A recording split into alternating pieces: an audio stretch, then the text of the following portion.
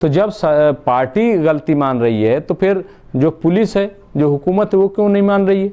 क्यों कार्रवाई दोनों खिलाफ नहीं की गई? अगर कार्रवाई कर दी जाती तो क्या ये सब कुछ होता? हम लोग गए थे शिकायत करने की इनके खिलाफ, इनको जेल भेजा जाए, हमें जेल भेज दिया गया। ठीक है, हमें जेल भेज दिया गया। हमारे सामने तो करबला है, हमारे सामने कुर्बानी है, हम कुर्बानी इसी तरीके से पेश करेंगे इंशाअल्लाह।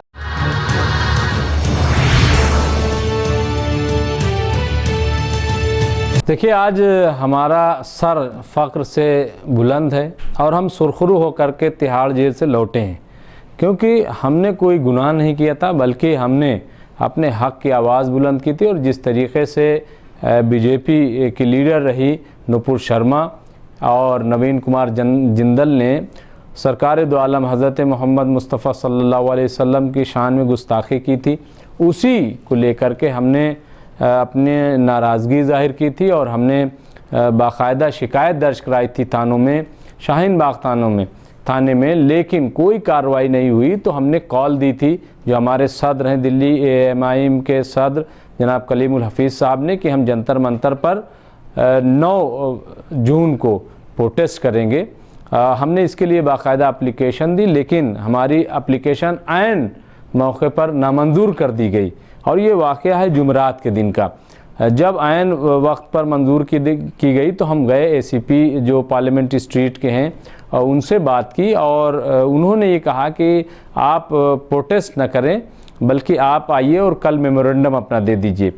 हम लोग रात में आए और रात में आने के बाद ये तय किया, और तय करने के बाद फिर हमने अपनी जो प्रोटेस्ट था, अपना जो मुजाहरा था जंतर मंतर पर, वो कैंसिल किया। हमारे सदर कलीमुल हफीज़ साहब ने बाकायदा एक ट्वीट करके उन लोगों को मना किया। और दूसरे दिन फिर हम लोग बाकायदा, हम खुद सदर साहब के साथ थे और पार्लियामेंट स्ट्रीट थाना पहुँचे। तो वहाँ चूँकि 35-40 हज़ार लोगों का मजमा आना था, उसको कंट्रोल किया गया और रोका गया। और ऐसे में जब इतनी बड़ी कॉल हो तो उसको रोक पाना बहुत मुश्किल काम था, क्योंकि ऐन टाइम पे हमें मना किया गया कि आप प्रोटेस्ट नहीं कर सकते, आपको इजाज़त नहीं मिली। तो जाहिर है कि फिर हम लोग जब पार्लियामेंट स्ट्रीट थाने पे पहुँचे तो वहाँ पे कुछ लोग जमा थे, और वहाँ पे फिर आप देखिए कि मीडिया भी बहुत ज़्यादा जमा था। तो सदर साहब के बाइट होने लगी, आप लोगों ने किया, और फिर हम भी बाइट देने लगे, और वहाँ भीड़ लग गई तो गेट जो है थाने का बंद कर लिया गया। देखिए, हमने बहुत कवर किया है ख़बरें। मैं इंकलाब में चीफ़ ऑफ नेशनल ब्यूरो रहा 11 साल, और इससे पहले भी अखबारात में लिखता रहा हूँ, जंतर मंतर कवर किया, और कई बड़े प्रोटेस्ट हमने कवर किए हैं हिंदुस्तान में जा कर के जगह जगह पे।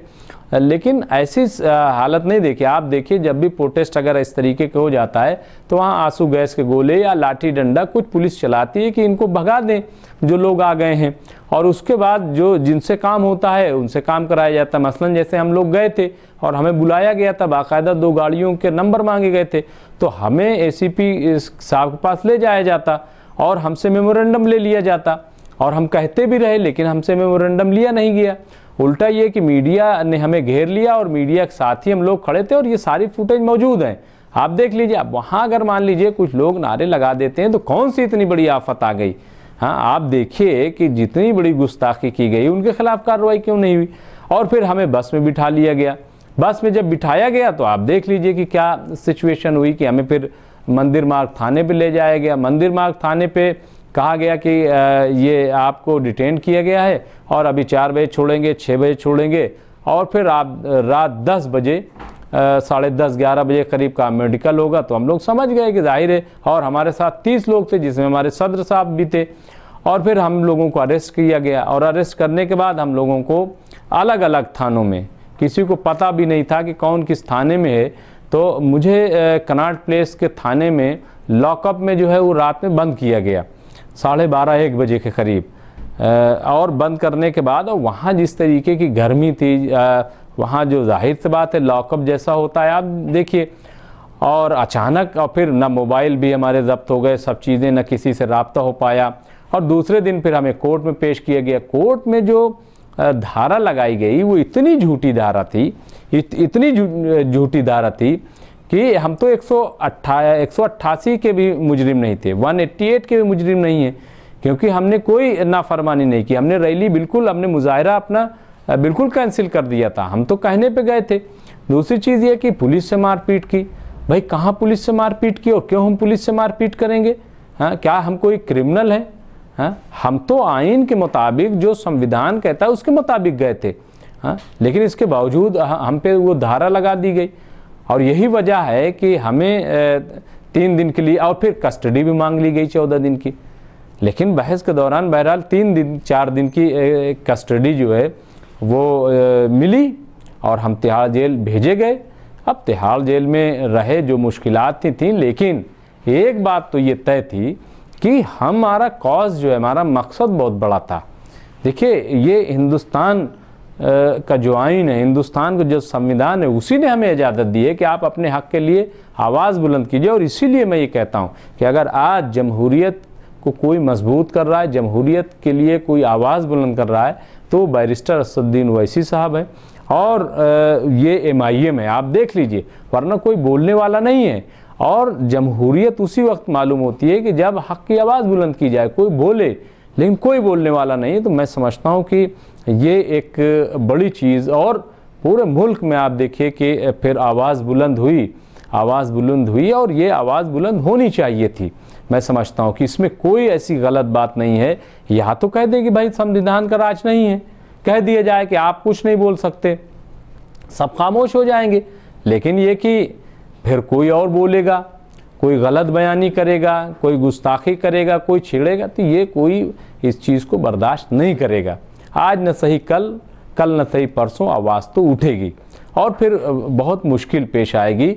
देखिए, हर कोई हिंदुस्तान में पढ़ा लिखा नहीं है हम जैसा, या बैरिस्टर जैसा, या और जो लोग हैं उसमें बहुत सारे ऐसे भी हैं जो अनपढ़ भी हैं, जज्बाती भी हैं। तो इसीलिए आप देखिए कि बैरिस्टर असदुद्दीन ओवैसी साहब के बारे में कहा गया कि साहब उन्होंने ट्वीट नहीं किया, उन्होंने सपोर्ट नहीं किया। बिल्कुल गलत बात है। पहले ही दिन बैरिस्टर असदुद्दीन ओवैसी साहब ने हमारी ख़बरों को रीट्वीट किया, 2 खबरें जो है रीट्वीट की गई। इसके अलावा कल उन्होंने एक ट्वीट किया, लेकिन कुछ लोग ये चाहते थे कि बैरिस्टर असदुद्दीन ओवैसी भी इसमें कूद पड़ें, वो तमाम तस्वीरों को, फ़ोटोज़ को शेयर कर दें और फिर अगर कोई हालात वो हो तो बैरिस्टर साहब पे ये पूरा इल्ज़ाम चला जाए। मैं नहीं समझता कि इसकी कहीं कोई ज़रूरत थी। हर तरफ से आप देख लीजिए, पूरे हिंदुस्तान में आवाज़ बुलंद की गई और उस आवाज़ में सबसे जो मजबूत आवाज़ थी वो बैरिस्टर असदुद्दीन ओवैसी साहब की थी। और मैं अभी भी, मुझसे लोगों ने सवाल किया कि क्या आप डरे हुए हैं, क्या आपके हौसले बुलंद हैं, या तो मैंने कहा कि आपको चेहरे से नहीं लग रहा है, क्या कहीं चेहरे से आपको लग रहा है कि कोई खौफ है, कोई डर है, या हमने कोई गलत काम किया है?